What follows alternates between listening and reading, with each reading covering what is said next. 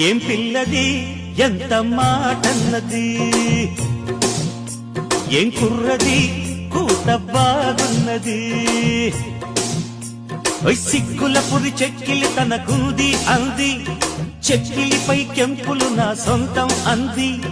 ఎక్కడ ఏం చెయ్యాలో నేర్పమన్నది. బాగున్నది కోడే ఈడన్నది, ఈడందుకే